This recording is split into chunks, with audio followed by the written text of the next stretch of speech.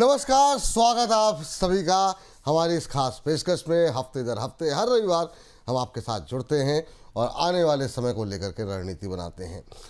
जब 2026 की शुरुआत हुई तो उम्मीदें जगी कि शायद यहाँ से बाज़ार में सिर्फ तेज़ी ही तेज़ी देखने को मिले, कम से कम बजट तक। ऐसा हुआ नहीं। नया हाई छूने के बाद से बाज़ार में अभी भी असमंजस, शंकाएं, आशंकाओं का दौर जारी है और ऊपरी स्तरों पर बाज़ार के लिए टिकना एक चुनौती बनता हुआ दिखाई दे रहा है। शुक्रवार के सेशन में भी हमको कुछ ऐसा ही दिखाई दिया कि बाज़ार एक रफ्तार तो पकड़ा और जैसे ही 25,900 के नज़दीक पहुंचा, वहीं से जो है बाज़ार हल्का होना शुरू कर दिया।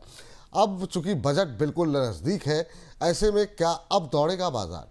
चूंकि हमने अब तक जो नतीजे देखे हैं वो कमोबेश जो है वो उम्मीद के आसपास या उम्मीद से बेहतर थोड़े से दिखाई दिए हैं। हालांकि बड़े सारे दिग्गज का नतीजे आने वाले हैं। क्या वो बाज़ार के लिए एक बड़ा ट्रिगर पॉइंट बन सकता है, बजट बन सकता है? इन तमाम पहलुओं पर बातचीत करते हैं और इस विशेष चर्चा में शामिल होने के लिए विशेष मेहमान के तौर पर हमारे साथ जुड़ रहे हैं सुदीप बंदोपाध्याय सर।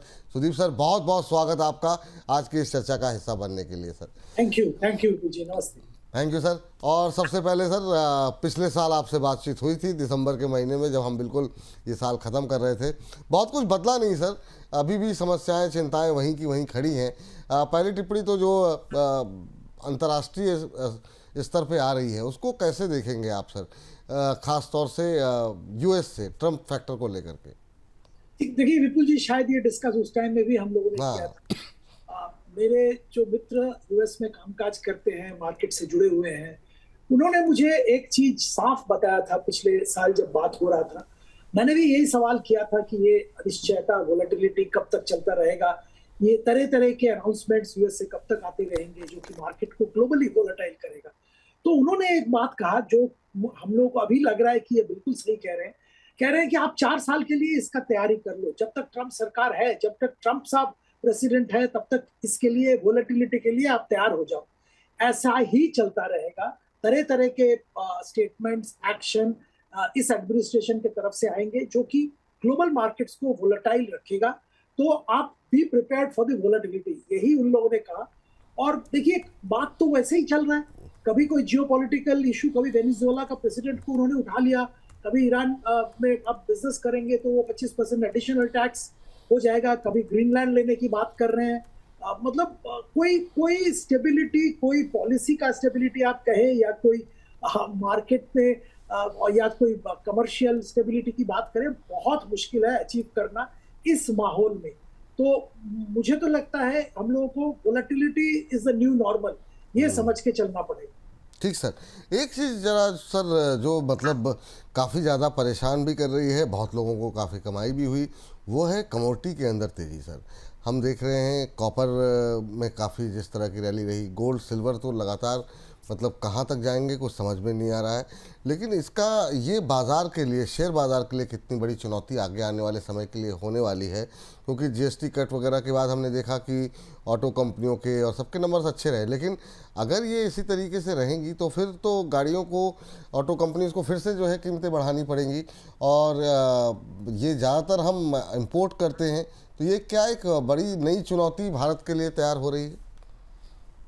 जी, बन सकती है। देखिए, एक तो हम लोग मेटल क्षेत्र में बहुत अच्छा रैली चल रहा है और ये कमोडिटी रिलेटेड जो स्ट्रक्चरल अप स्विंग देखने को मिल रहा है, इसका फायदा कमोडिटी स्टॉक्स को हो रहा है और ये चलता रहेगा। हम लोग भी मानते हैं कि ये एक स्ट्रक्चरल पॉजिटिव है और ये चलता रहेगा। और अगर ऐसा होता है, ऐसा मतलब बेशुमार रैली चलता रहता है, तो जरूर उसका नेगेटिव असर इंडियन कंपनीज जो कि कमोडिटी के बहुत बड़े यूजर है उनके ऊपर आएगा। और जैसे ही उनके ऊपर आएगा तो उनका, जैसे आप कह रहे हैं, प्राइस बढ़ाना पड़ेगा, परफॉर्मेंस मार्जिन कहीं ना कहीं कंप्रोमाइज होते दिखेगा। इस क्वार्टर के जो नतीजे आए हैं वो केबल कंपनीज के, पॉलीकैब वगैरह के अगर आप ध्यान दें तो वहां पे मार्जिन पे प्रेशर ऑलरेडी दिखने को मिल रहा है। और इसका मुख्य कारण है, जैसे आप जानते हैं, कॉपर बहुत ज्यादा यूज होता है ये केबल्स बनाने में।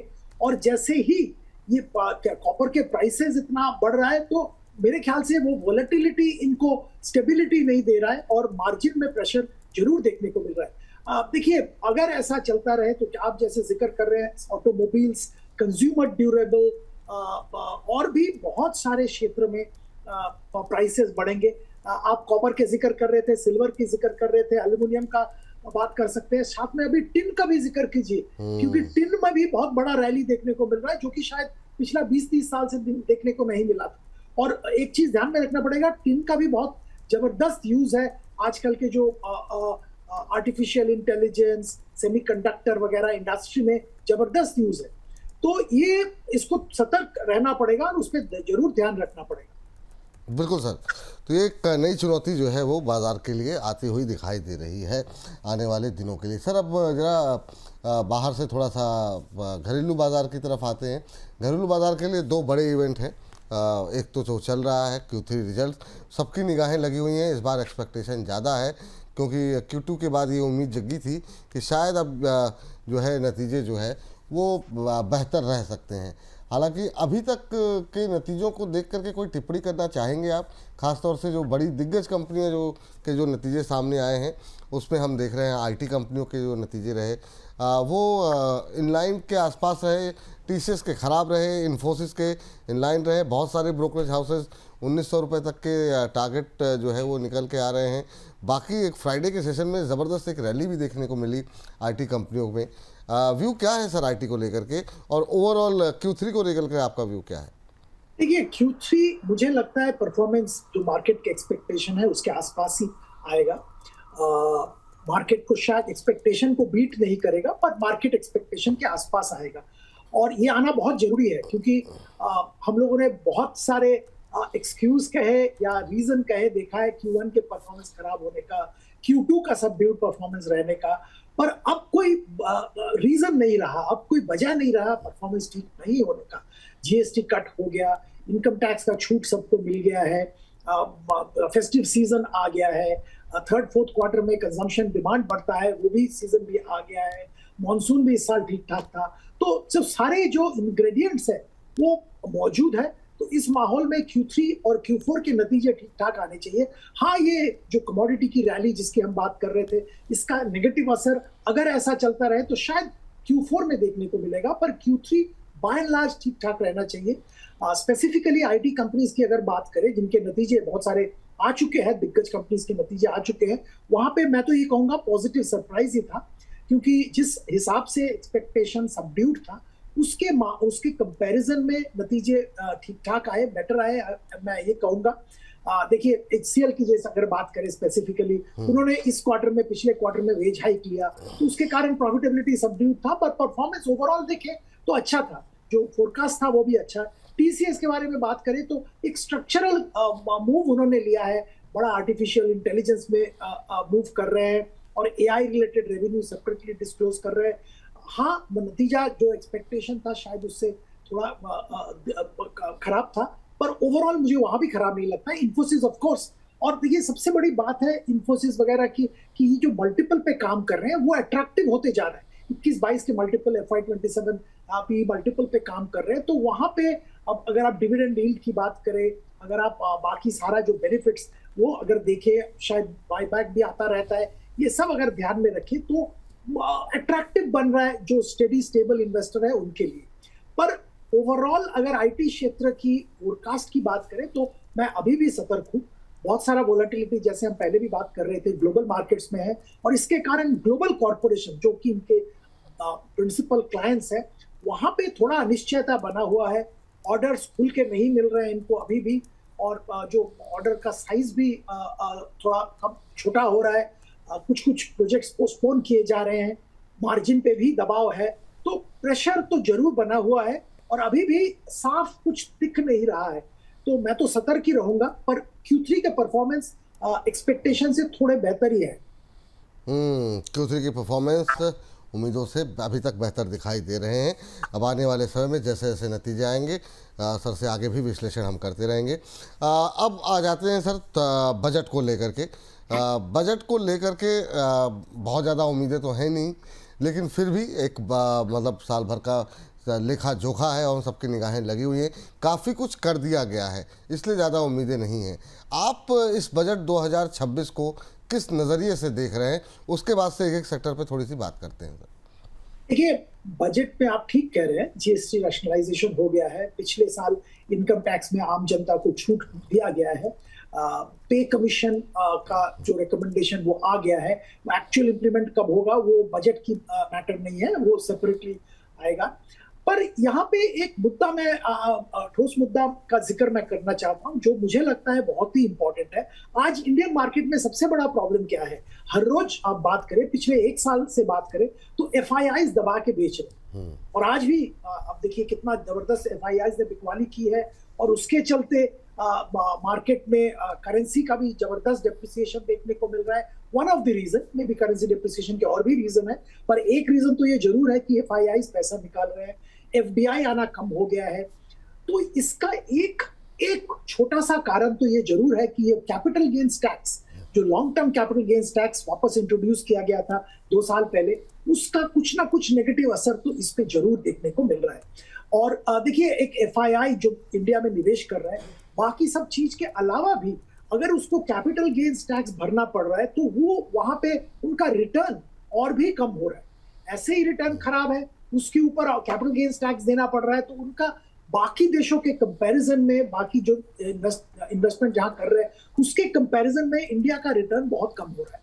और इसीलिए शायद थोड़ा बहुत नाराजगी तो इंडिया मार्केट के लिए भी जरूर FIIs में है। तो मैं ये मानता हूं कि अगर FIIs फॉरेन इन्वेस्टर्स को अट्रैक्ट करना है तो इसको सिंप्लीफाई करना चाहिए। Long term capital gains tax निकाल दिया गया था, इसको वापस इंट्रोड्यूस करने की कोई जरूरत नहीं थी। और मुझे लगता है अगर आपको FIIs फॉरेन इन्वेस्टर्स को अट्रैक्ट करना है तो लॉन्ग टर्म कैपिटल गेन्स जरूर हटाना चाहिए। बाकी भी टैक्स के कुछ सिंप्लीफिकेशन जरूरी है। जैसे मालूम है पिछले हफ्ते टाइगर ग्लोबल को लेके एक जजमेंट आया है सुप्रीम कोर्ट का, वो बहुत ही खतरनाक है विदेशी निवेशकों के लिए, क्योंकि जो डबल टैक्सेशन ट्रीटी है वो ट्रीटी के बावजूद दे आर डिमांडिंग टैक्स। ये एक भयंकर मामला है फॉरेन इन्वेस्टर्स के लिए, क्योंकि इससे भरोसा कुछ हद तक उठ जाता है सिस्टम पे और इन्वेस्टमेंट पे इंडिया में। तो ये सब चीज पे सरकार को ध्यान रखना पड़ेगा, बजट के जरिए या बजट के बाहर कुछ ना कुछ करना पड़ेगा ताकि विदेशी निवेशक के लिए इन्वेस्टमेंट, इंडिया में इन्वेस्टमेंट स्मूथ हो। और ऐसे ही हो रहा था 2 साल पहले तक, ऐसे ही चल रहा था। ये अचानक long term capital gains tax वापस आ गया और ये सारे जो डबल टैक्सेशन ट्रीटी वाले डिस्प्यूटेड जजमेंट्स आने लगे हैं, ये थोड़ा नेगेटिव है मैं मानता हूं, और इस पे कुछ काम जरूर करना चाहिए। तो आपकी क्या सर, आपकी तो बहुत लोगों से बातचीत होती रहती होगी, जब मेरी बातचीत होती है 2 तरह की बातें आ रही हैं। एक तो ये कि अगर वाकई में जो आपने कहा कि अगर वाकई में FIIs को लेकर के और विदेशी निवेश को लेकर सरकार कंसर्न है तो उनको ये फैसला लेना चाहिए long term capital gain tax. दूसरा कह रहे हैं पिछले साल ही तो लगाया था और मतलब जो है तुरंत हटा देंगे तो उससे छवि पर असर पड़ेगा। तो ये 2 तरह की बातें आ रही हैं, आपके पास क्या इनपुट्स आ रहे हैं, क्या इस पर फैसला ले पाएगी सरकार? ये अगर एक डिसीजन काम नहीं कर रहा है तो उसको चेंज करने में कोई बुराई नहीं है। ये कोई ईगो की बात नहीं होनी चाहिए, ये तो एक एक्सपेरिमेंट चलता रहता है। एक टैक्स लगाया गया था, देखिए पहले तो ये टैक्स हटाया था, उसके नतीजे बहुत अच्छे आए थे, अचानक इसको री इंट्रोड्यूस किया गया था, दैट इज नॉट वर्किंग, तो उसको चेंज कर देना चाहिए, कोई दिक्कत की बात नहीं है। बहुत ज्यादा रेवेन्यू लॉस की भी इशू नहीं है, और बहुत सारे सोर्सेज है रेवेन्यू के। और क्योंकि हम बजट की बात कर रहे थे, और एक मुद्दा मैं बताना भूल गया जो जिस पे जरूर बात करना चाहिए। देखिए टैक्स रेवेन्यू बढ़ने का एक लिमिटेशन है, और आपके यहाँ सरकार की तरफ से डिफेंस में एक्सपेंडिचर बढ़ाने की जरूरत है। ये 2 जरूरतें कंजम्पशन को बढ़ावा देने के लिए कुछ स्टेप्स लेना जरूरी है, और ये सब अगर करना है तो उसके लिए पैसा लाना भी जरूरी है। और पैसा कंटिन्यूअसली टैक्स बढ़ा के या नए नए टैक्स लगा के जुगाड़ करना शायद सही नहीं है ग्रोथ के लिए और डिमांड बढ़ाने के लिए। आज प्राइवेट केपेक्स नहीं हो रहा है, क्यों? इसका कारण डिमांड नहीं है, और ये डिमांड बढ़ाना जरूरी है, उसके लिए सपोर्ट करना जरूरी है। और सबसे बड़ा सोर्स जिसके ऊपर सरकार बैठा हुआ है वो है डिसइन्वेस्टमेंट। डिसइन्वेस्टमेंट नहीं हो रहा है, एक डिसइन्वेस्टमेंट में सरकार की तरफ से एक बहुत बड़ा टारगेट लेके उसको इंप्लीमेंट करना चाहिए। आज कमोडिटी कंपनीज इतना अच्छा परफॉर्म कर रहे हैं। अब एक एग्जांपल के तौर पे बता रहा हूँ, हिंदुस्तान जिंक यहाँ पे सरकार का एक हिस्सा है। अब हिंदुस्तान जिंक एक रिकॉर्ड लेवल पे पहुंच गया है, जिंक का प्राइस एक रिकॉर्ड लेवल पे है, क्यों नहीं वहां पे डिसइन्वेस्टमेंट किया जाए? ऐसे बहुत सारे ऐसे अपॉर्चुनिटी सरकार के पास है जिसके जरिए रकम इकट्ठा किया जा सकता है, और इंफ्रास्ट्रक्चर और बहुत सारे एवेन्यूज है जहां पे सरकार को खर्चा करना जरूरी है, वहां पे निवेश किया जाए। तो डिसइन्वेस्टमेंट पे बहुत ज्यादा फोकस सरकार का होना चाहिए, ये हम मानते हैं। सर, विनिवेश के टारगेट गवर्नमेंट क्यों नहीं पूरी कर पाती? मतलब बाकी इतने सारे आईपीओज आए, इतनी मतलब सब्सक्रिप्शन के नंबर देखने को मिले, क्या आपको नहीं लगता कि सरकार के पास एक अपॉर्चुनिटी थी, मौका था? वजह क्या रही सर कि सरकार इस फ्रंट पे थोड़ा धीमे क्यों चलती हुई दिखाई दे रही है? जी बिल्कुल, आप देखिए कितने प्रोमोटर्स, आप हम लोग सब बात करते रहते हैं कि प्रोमोटर्स जबरदस्त पैसा बना के निकल रहे हैं, और देशी प्रोमोटर विदेशी, एलजी इलेक्ट्रॉनिक्स ने एलजी का इशू निकाल के, ऑफर फॉर सेल निकाल के कितना पैसा लेके चले गए। ठीक है, अच्छा किया, करना भी चाहिए। हुंडई ने किया और बहुत सारे प्रोमोटर्स कर रहे हैं। विलपूल वाले जो है वो अपना हिस्सा इंडिया में बेच रहे हैं, सारे पीई फंड्स अपने हिस्से बेच रहे हैं। तो ये तो बहुत अच्छा प्रोसेस है, और इसमें सरकार क्यों पीछे रह जाता है? सरकार इतना बड़ा शेयर होल्डर है, इतने कंपनीज में शेयर होल्डर है, why can't government also sell? कभी ना कभी तो उनको बेचना चाहिए, और इसमें मुझे लगता है एक बहुत ज्यादा फोकस होना चाहिए। देखिए, कंटिन्यूअसली टैक्स बढ़ा के रकम इकट्ठा करना और डिमांड के ऊपर दबाव डालना। आज आप मान लीजिए एक चीज आप खरीद रहे हैं, उसका प्राइस बढ़ जाएगा जैसे ही आप टैक्स बढ़ाओगे, इनडायरेक्ट टैक्स उस पर बढ़ा दोगे, या आपके ऊपर एडिशनल इनकम टैक्स बढ़ गया तो आपका कंजम्पशन का कैपेसिटी कम हो जाएगा। ये कोई सोल्यूशन नहीं है कंट्री के ग्रोथ के लिए। सोल्यूशन आपको टाइम पे डिसइन्वेस्टमेंट करना पड़ेगा। ये देखिए, ये टैक्स लगाना तो एक बहुत इजी अरिथमेटिकल कैलकुलेशन है, मैंने इतना टैक्स बढ़ा दिया, इतना रेवेन्यू आएगा, और वो अपने इंस्पेक्टर्स छोड़ दिए हैं कलेक्शन के लिए। पर ये सोल्यूशन नहीं है। आप आज मार्केट इकोनॉमी में बिलीव करते हैं तो आप जिस पे आपका निवेश है वहां पे आप एग्जिट लीजिए और नई जगह पे निवेश करिए। बिल्कुल सही बात सर। तो अगर देखें तो दो बातें आपने जो महत्वपूर्ण कही, एक तो सरकार का फोकस मांग को बढ़ाने, दूसरा विनिवेश के ऊपर फोकस करना चाहिए, और दूसरा सरकार को अपना जो है विस्तार कैपेक्स पर जो है खर्च करना चाहिए। प्राइवेट कैपेक्स की आप बात कर रहे थे सर, वो बात बीच में अटक गई। क्या इसको लेकर के भी सरकार की तरफ से कुछ कदम उठाने चाहिए जिससे कि प्राइवेट कैपेक्स जो है वो बढ़ता हुआ दिखाई दे? देखिए, प्राइवेट कैपेक्स तभी होगा जब डिमांड इकोनॉमी में होगा। कोई प्राइवेट इन्वेस्टर, प्राइवेट प्रोमोटर तभी अपना प्रोजेक्ट लगाएगा जब उसको डिमांड दिखेगा। अब अगर उसको डिमांड नहीं दिखता है तो क्यों प्रोजेक्ट लगाएगा? तो डिमांड की कमी थी, पहले रूरल कंजम्पशन में दबाव था, फिर अर्बन कंजम्पशन में दबाव। अब लग रहा है कि मोटा मोटी कंजम्पशन पे एक मतलब मोमेंटम वापस आया है, कंजम्पशन ठीक ठाक चल रहा है, और इसको बढ़ावा देना जरूरी है। सरकार की तरफ से इनकम टैक्स में जो छूट दिया गया है, जीएसटी रैशनलाइजेशन किया गया है, ये दोनों कंजम्पशन को बढ़ावा देने वाली स्टेप्स है, और इसका असर थोड़ा बहुत प्राइवेट सेक्टर कैपेक्स में दिखने को मिल रहा है। पर हम लोगों को लगता है कि इस पे सरकार को काम करना चाहिए। हाँ, इंफ्रास्ट्रक्चर कैपिटल एक्सपेंडिचर जो 11 लाख करोड़ का पिछला 2 बजट में रफली 11 लाख करोड़ का जो कैपिटल एक्सपेंडिचर का बजट था, वो शायद उसके लगभग आसपास ही कैपिटल एक्सपेंडिचर का बजट आएगा। पर कंजम्पशन को सपोर्ट करने के लिए भी सरकार की तरफ से कुछ ना कुछ ठोस कदम लेने चाहिए। अब ये कदम क्या होगा वो स्पेसिफाई करना मुश्किल है, पर कदम तो जरूर लेना चाहिए। पे कमीशन का जो ड्यूज है वो रिलीज करना एक अच्छा स्टेप होगा, क्योंकि बहुत सारे एक सेगमेंट ऑफ द पॉपुलेशन के पास इंक्रीमेंटल इनकम आ जाएगा जो कंजम्पशन को सपोर्ट करेगा। दूसरी बात मैं ये कहूंगा, यहाँ पे थोड़ा रिलेटेड नहीं है, पर इन्फ्लेशन, अगर इन्फ्लेशन नेगेटिव हो जाता है या इन्फ्लेशन बहुत कम हो जाता है, वो भी आप अगर इनडायरेक्टली देखेंगे, आप फूड इन्फ्लेशन नेगेटिव हो गया। अब इसका मतलब क्या है? रूरल इनकम पे इसका दबाव जरूर आएगा।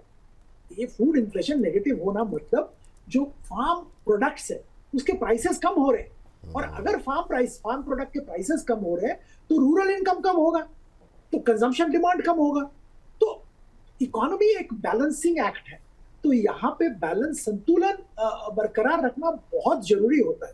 इसीलिए सरकार की तरफ से आरबीआई को इन्फ्लेशन का 4% का टारगेट दिया गया है। अब टारगेट के बहुत नीचे हो जाएगा तो वो गड़बड़ है, जो आज है। टारगेट से बहुत ज्यादा ऊपर हो जाएगा तो भी गड़बड़ है। तो 4% के आसपास इन्फ्लेशन, 8% के आसपास रियल जीडीपी ग्रोथ, तो लगभग 12% के आसपास आपका नॉमिनल जीडीपी ग्रोथ, यही आइडियल सिचुएशन है आज के दिन में, और आई एम श्योर सरकार की तरफ से इसी को अचीव करने की कोशिश की जाएगी through fiscal and monetary measures. जी। अच्छा सर, ये जो टारगेट रखे गए हैं, जो अभी FY26 के टारगेट निकल के आए सर, दो मतलब क्वार्टर्स की बात करें तो हम 8% पे खड़े हुए हैं। अब अगले 2 क्वार्टर के लिए मतलब साल भर के लिए 7.4 का टारगेट रखा गया है। तो क्या अगले 2 क्वार्टर्स काफ़ी चैलेंजिंग होने वाले हैं? इस नए टारगेट को कैसे देख रहे हैं आप? इस टारगेट पे क्या टिप्पणी कुछ करना चाहेंगे आप? एक चीज जहां पे थोड़ा चैलेंज तो जरूर आ रहा है, अगर आप देखेंगे एक्सपोर्ट सेक्टर में चैलेंज आ रहा है, और उसका कारण हम लोग बहुत बार डिस्कस भी कर चुके हैं। ये टैरिफ को लेके सारा दुनिया में जो उथल पुथल हो रहा है, इसके चलते एक्सपोर्टर्स सफर कर रहे हैं। इंडियन करेंसी का सिग्निफिकेंट डिप्रिसिएशन हुआ है, उसका थोड़ा बेनिफिट एक्सपोर्टर्स को मिला है, पर ओवरऑल माहौल सही नहीं है और एक्सपोर्ट जरूर सफर करेगा, और इसका कुछ इम्पैक्ट फैक्टरिंग अगले आने वाले क्वार्टर्स के जीडीपी में शायद फैक्टरिंग किया गया है। इसके साथ साथ तो बेस इफेक्ट भी होता है। वो बेस इफेक्ट के कारण, क्योंकि पिछला साल अगर देखेंगे तो वो कंपैरेबल क्वार्टर में जो जीडीपी ग्रोथ था, उसके कंपैरिजन में अगर देखेंगे तो शायद उसके लिए भी थोड़ा अगला 2 क्वार्टर का जीडीपी ग्रोथ के आंकड़े थोड़े कम आ रहे हैं। तो मुझे नहीं लगता इसमें बहुत ज्यादा कुछ और फैक्टर इन है। एक एक्सपोर्ट का थोड़ा बहुत दबाव और दूसरा बेस इफेक्ट का इम्पैक्ट। ठीक। सर, अब चूंकि बाकी के जो बचा हुआ हिस्सा है उसको थोड़ा सा मार्केट फोकस थोड़ा सा कर लेते हैं। सर, अभी फ्राइडे के दिन जो है, हालांकि कंफर्मेशन भी नहीं आई, या फिर हो सकता आ गई हो आप तक, ये खबर आई कि डिफेंस सेक्टर को लेकर के कि FDI जो है वहाँ पर विदेशी निवेश की सीमा जो है वो बढ़ा के 74% की जा सकती है। ये इस खबर अगर आप तक पहुंची है, कैसे देख रहे हैं सर इस सेक्टर को? जैसे इस सेक्टर में थोड़ा सा धीमापन या शेयरों में सुस्ती आने लगती है, कुछ ना कुछ खबरें ऐसी आ जाती हैं जो कि एक नई ऊर्जा भरने का काम करती हैं। सोमवार के सत्र से जो कारोबारी सत्र होंगे, मुझे लगता है कि इस खबर का असर दिखना शुरू होगा। आपकी टिप्पणी क्या रहेगी डिफेंस सेक्टर को लेकर के एक बार फिर से? विपुल जी, डिफेंस सेक्टर लेके हम लोग बिल्कुल पॉजिटिव है और पॉजिटिव व्यू मेंटेन करेंगे। इसमें दिक्कत सेक्टर की नहीं थी, दिक्कत वैल्यूएशन की थी, और अभी भी वो वैल्यूएशन वाली दिक्कत बहुत सारे कंपनी स्क्रिप्ट में है, और उस पर सतर्क रहना पड़ेगा। और रही बात 74% FDI की, वो शायद एक जरूरी स्टेप है, क्योंकि बहुत बड़ा निवेश की जरूरत है इंडिया में डिफेंस में आत्मनिर्भर होने के लिए, और विदेशी निवेशक को एनकरेज करना बहुत जरूरी है। और टेक्नोलॉजी भी आएगा, टेक्नोलॉजी ट्रांसफर भी होगा, ताकि लॉन्ग टर्म में हम लोग स्वनिर्भर बन सके। तो ये अच्छा स्टेप है। हाँ, स्टॉक्स भी एक्साइटेड हो जाएंगे मंडे से। अगर ये न्यूज बाहर आता है, कंफर्मेशन मिलता है, तो जरूर काउंटर्स में एक्साइटमेंट देखने को मिलेगा, पर डर वहीं पे है, क्योंकि ये वैल्यूएशन ऐसा लेवल पे जा रहा है कि वो अनरियलिस्टिक बन रहा है। तो मैं तो ये कहूंगा कि निवेशक थोड़ा सतर्क रहे वैल्यूएशन लेके। सेक्टर में कोई खराबी नहीं है, लॉन्ग टर्म के लिए बहुत अच्छा है, पर वैल्यूएशन पे जरूर सतर्क रहे। अभी करंट लेवल पे कहीं पे आपको कहीं नज़र रख रहे हैं, या फिर सबकी अक्रॉस द बोर्ड आपको ये सेक्टर महंगा लगने लगा है? कहीं कुछ नाम अगर आप लेना चाहेंगे क्या सर? ये मुझे तो प्राइवेट सेक्टर के कुछ कंपनीज बहुत अच्छे लगते हैं, और जहां पे शायद हम लोग डिफेंस की नजर से देखते नहीं है। जैसे डिफेंस का one of the largest companies in India, शायद आम जनता को इसका खबर भी नहीं है, लार्सन टुब्रो है। लार्सन टुब्रो डिफेंस का बहुत बड़ा प्लेयर है, पर हम डिफेंस के साथ उसको रिलेट नहीं करते। कंस्ट्रक्शन, इंफ्रास्ट्रक्चर, इसके साथ उनका बात होता है। तो अगर आपको डिफेंस अच्छा लगता है तो may be you should buy Larsen Toubro now. Valuation भी ठीक ठाक है, और बहुत सारे और सेगमेंट्स में भी है, बहुत अच्छा कामकाज चल रहा है, लार्सन टुब्रो लीजिए। और एक कंपनी जो डिफेंस में, वो भी जाना पहचाना कंपनी है, उसका भी मुख्य बिजनेस डिफेंस नहीं है, पर डिफेंस में बहुत अच्छा कदम रखे हैं। डिफेंस में एक्सपीरियंस तो है ही, बहुत कुछ कर रहे हैं, डिफेंस का बिजनेस बढ़ाने का बहुत कोशिश कर रहे हैं, और होगा भी। भरत फोर्ज, अब यहाँ पे भी आप डिफेंस के तौर पे अगर आपको कंपनी लेना है, तो मैं तो कहूंगा कि वैल्यूएशन को नजर में रखते हुए आप लार्सन टुब्रो खरीदिए, भरत फोर्ज खरीदिए। जो शिपयार्ड्स हैं वो भी अच्छे हैं, पर वैल्यूएशन वहां पे भी थोड़ा मतलब आउट ऑफ वैक है। तो अगर आपको कोचिन शिपयार्ड या माजगांव डॉक या गार्डन रिच अच्छा लगता है, तो वहां पे खरीदारी जरूर कर सकते हैं, पर नजरिया 2-3 साल का रखिए। अगर आप 2-3 साल का नजरिया से खरीदारी करना चाहते हैं, तो बेझिझक ये शिपयार्ड्स में भी खरीदारी कीजिए, कोई दिक्कत नहीं है। और एक कंपनी का मैं आखिर में जिक्र करूंगा जो मुझे हमेशा से पसंद था, अब वैल्यूएशन बहुत ऊपर चला गया है, पर अभी भी बहुत अच्छा लगता है वो BEL, भारत इलेक्ट्रॉनिक्स लिमिटेड। बहुत ही अच्छा कंपनी है, डिफेंस इलेक्ट्रॉनिक्स में है। और देखिए इसका खास बात यह है कि एयरफोर्स, आर्मी, नेवी तीनों सेगमेंट के लिए काम करते हैं। और इसके अलावा ये सिविल, जैसे मेट्रो रेल का सिग्नलिंग, ये ऐसे भी बहुत सारे एडजेसेंसीज में काम कर रहे हैं। अपॉर्चुनिटी बहुत बड़ा है, कामकाज अच्छा करते हैं, बैलेंस शीट स्ट्रांग है, ऑपरेटिंग एफिशिएंसी अच्छा है। पर वही प्रॉब्लम वही है, वैल्यूएशन बहुत ज्यादा है। पर अगर आपको 2-3 साल का नजरिया है, may be you can buy BEL also. ठीक सर। सर पिछली बार भी आपसे बात हुई थी, चूँकि बजट के आसपास इन पर बात करना भी ज़रूरी है, तो जितनी ज़्यादा की जाए अच्छी है, क्योंकि लोग जगह जगह लोग सुनते हैं, सुन रहे हैं, कोशिश कर रहे हैं कब रिकवरी आएगी। ये रेलवे में क्या हुआ, मतलब अच्छी रिकवरी फिर एक दिन देखने को मिली, शानदार जुपिटर वैगन भी चल रहा है 8-10%, 12%। फिर RBI फ्राइडे के सेशन वो मतलब बुधवार को रैली आई, फ्राइडे के दिन फिर ठंडे पड़ गए। 10-12 दिन बचे हैं बजट में। काफ़ी लोगों की क्वेरीज हमारे पास डेली बेसिस पे आ रही हैं कि आखिर में ये रेलवे को हुआ क्या। तो क्या रिजल्ट पे फोकस करें सर, और रिजल्ट के आधार पर स्ट्रेटजी प्लान करें अपनी? आपका व्यू क्या है रेलवे को लेकर के? देखिए प्रॉब्लम वही सेम है रेलवे में। मैं तो हमेशा बताता हूँ, शायद पिछले 50 साल में इतना काम एक साथ नहीं हुआ जो अब हो रहा है। तो काम की कमी नहीं है। आप वैगन वाली कंपनीज की जिक्र कर रहे थे, सिग्नलिंग वाली कंपनीज की देखिए, railway infrastructure, railway financing, railway में जो प्रोजेक्ट कंसल्टिंग करते हैं, सारे क्षेत्रों में बहुत काम है और बहुत काम हो रहा है, होगा भी। और इसके जरिए कंपनीज को अच्छी खासा ऑर्डर बुक बिल्ड हो रहा है, ऑपरेशनल एफिशिएंसी भी धीरे धीरे आ रहा है, पर वैल्यूएशन यहाँ पे भी आउट ऑफ वैक है। और सबसे बड़ी बात है, डिफेंस और रेलवे दोनों क्षेत्र में देखिए ऑर्डर मिलना और वो ऑर्डर का इम्पैक्ट P&L बैलेंस शीट में आता है, इसमें 3 से 5 साल का अंतर होता है। और जैसे ही हम लोग यहाँ ऑर्डर की कोई जिक्र सुनते हैं, वैसे ही वैल्यूएशन ऊपर चला जाता है। तो डर उसी का है कि आज आप 5 साल 7 साल फ्यूचर का अर्निंग्स आज डिस्काउंट करके वैल्यूएशन आज दे रहे हो, तो आगे क्या होगा। तो मैं तो यही कहूंगा कि रेलवे में भी बहुत ही सतर्क रहना चाहिए। मैं तो यहाँ ये सारे काउंटर से मैं थोड़ा दूर रहने की अभी सलाह दूँ। ठीक है सर, अच्छी बात सर। ये बात रेलवे और डिफेंस को लेकर के हो गई, लेकिन PSU की बात हो रही है, बजट की बात हो रही है, तो बैंकों की भी बात कर लेते हैं। क्या इस बजट में जो बातें लगातार चलती रही हैं, तो कि लगातार कंसोलिडेशन को लेकर जो बातचीत हो रही है, क्या इस बजट में उसको लेकर के कोई इशारा, कोई बातचीत सामने आ सकती है क्या?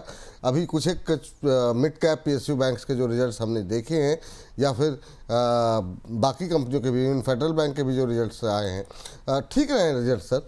आपका व्यू क्या है सर? अभी क्या PSU बैंकों में पोजीशन होनी चाहिए, जिनकी है उनकी क्या रणनीति होनी चाहिए?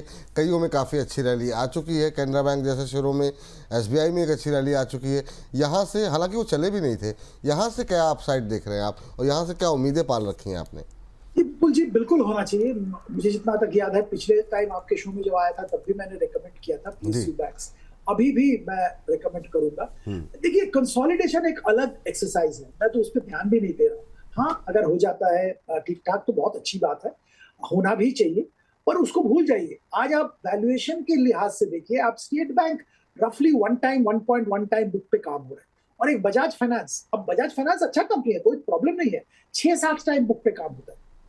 अब इतना अंतर तो नहीं होना चाहिए। स्टेट बैंक इंडिया का सबसे बड़ा बैंक है, बेहतरीन बैंक है, अच्छा खासा कामकाज हो रहा है, एसेट क्वालिटी इंप्रूव हो रहा है, डिमांड, लोन डिमांड है, सारे सब्सिडियरीज अच्छा काम कर रहे हैं।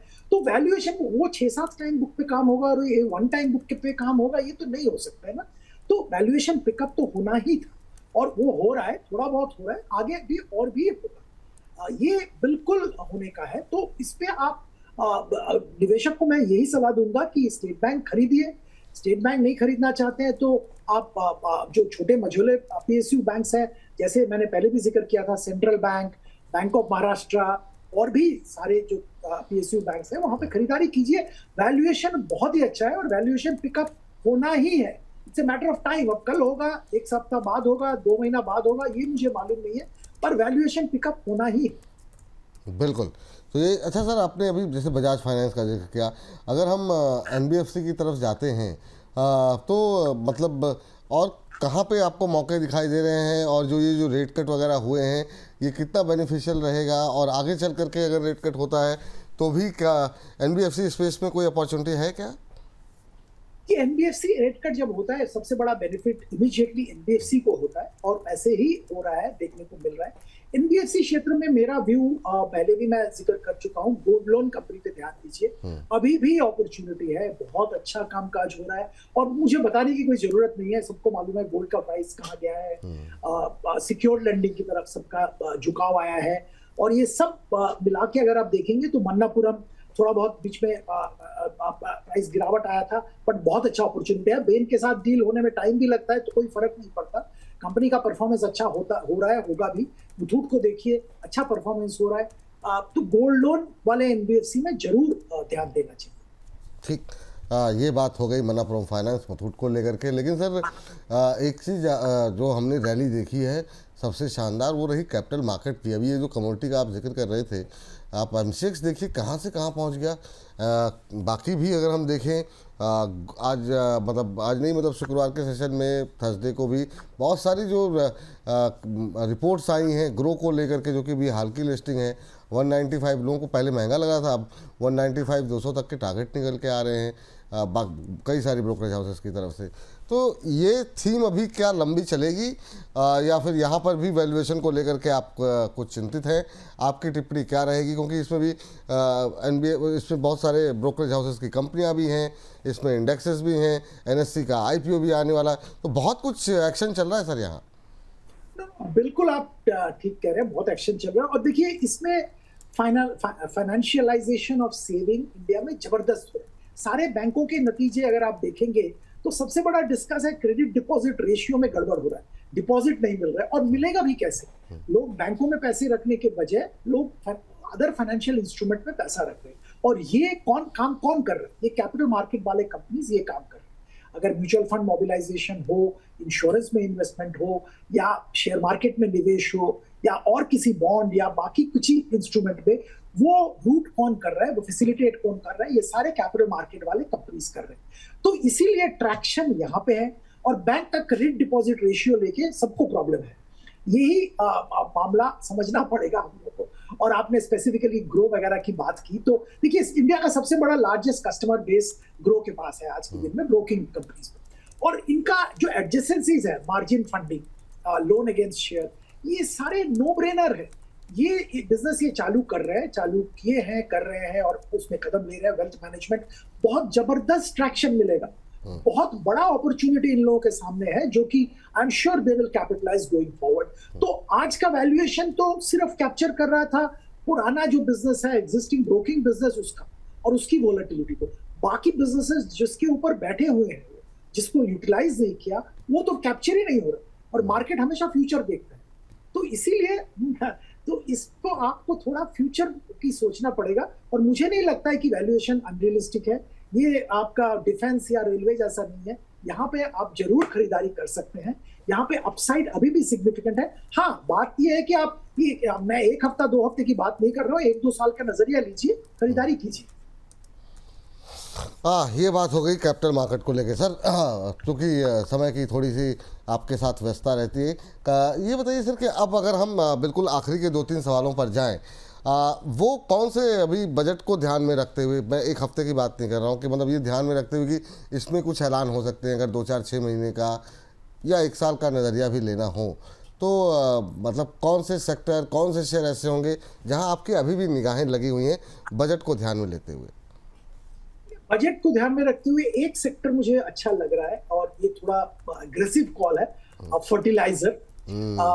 इसमें सरकार की तरफ से बहुत जबरदस्त अनाउंसमेंट्स और कुछ ठोस बेनिफिट्स की संभावना है बजट में, जब तक मुझे लगता है। तो इस सेक्टर पे जरूर ध्यान देना चाहिए। और मेरा फेवरेट अगर यहाँ पे देखें तो EID पैरी है, क्योंकि उसमें कोरोमंडल इंटरनेशनल का बहुत बड़ा हिस्सा है। शुगर इंडस्ट्री जिसमें EID पैरी काम करता है, वो वहां पे भी मेरा नजर अभी है, तो इसीलिए मैं EID पैरी लेने की सलाह दे रहा हूँ निवेशक को। इसके साथ साथ कंज्यूमर ड्यूरेबल, यहाँ पे मुझे यूरेका फोर्ब्स बहुत अच्छा लगता है। ये जो सेगमेंट में काम करते हैं, जैसे कि vacuum cleaner, water purifier, air freshener, ये सारे सेगमेंट में बहुत जबरदस्त ट्रैक्शन है और ये सारे सेगमेंट में ये लीडर भी है।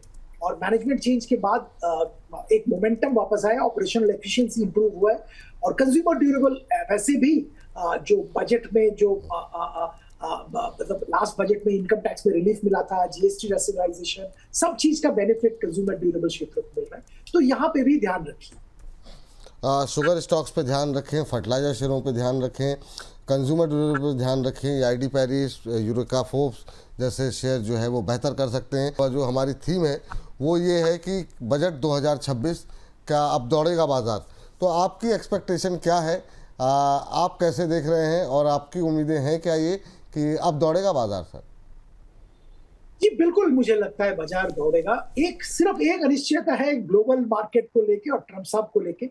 एक मिनट के लिए अगर ट्रम्प साहब को हम भूल जाए और उनको अलग रखें तो सरकार की तरफ से जरूर ऐसे कदम लिए जाएंगे जिससे मार्केट में बहुत अच्छा ट्रैक्शन देखने को मिले। देखिए, ये सरकार के हित में भी है, क्योंकि जैसे मैं जिक्र कर रहा था, डिसइन्वेस्टमेंट सरकार के लिए अभी तो मुझे लग रहा है एक तरह से मतलब बहुत ही जरूरी बन गया है, क्योंकि बहुत सारे और मेजर्स ले चुके हैं पर डिसइन्वेस्टमेंट में काम नहीं हुआ और डिसइन्वेस्टमेंट में काम होना जरूरी है और उसके लिए मार्केट ठीक रहना बहुत जरूरी है।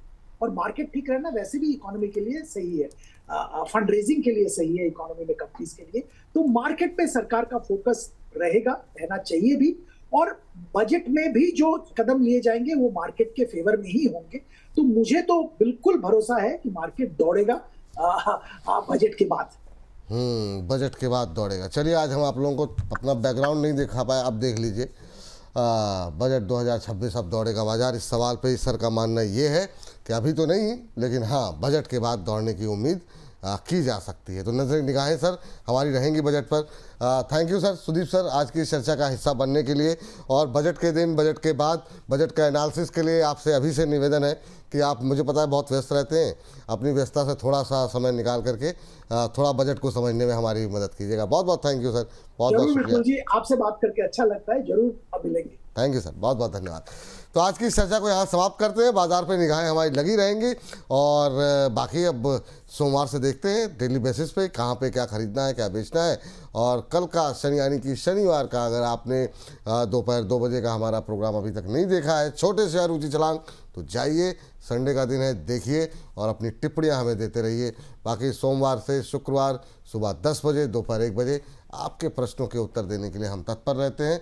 मुझे अभी के लिए इजाज़त दे दीजिए। नमस्कार।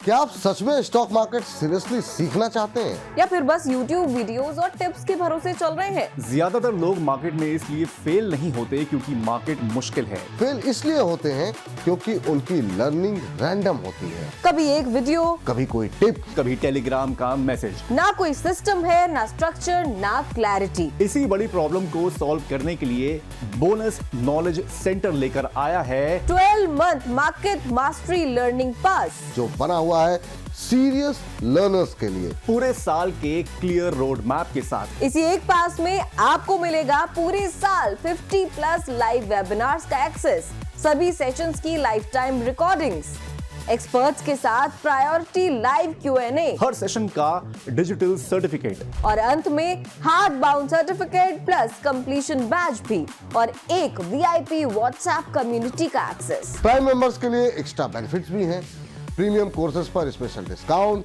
फ्यूचर ऑफलाइन इवेंट्स के coupon, surprise bonus webinars, quarterly expert PDFs, topic चुनने की voting power, exclusive expert AMA session. इसका रेगुलर प्राइस है 12,000 रुपए, लेकिन अभी के लिए सिर्फ 8,000 रुपए पूरे 12 मंथ्स के लिए। ये खर्च नहीं, ये इन्वेस्टमेंट है क्लैरिटी और कॉन्फिडेंस में। सीट्स लिमिटेड हैं और ऑफर कभी भी क्लोज हो सकता है, इसलिए बायो और कैप्शन में दिए गए लिंक से आज ही रजिस्टर करें। कोई डाउट हो तो व्हाट्सएप करें 9354027995 पर। अगर मार्केट सीखनी है सही तरीके से तो ये पास आपके लिए ही है।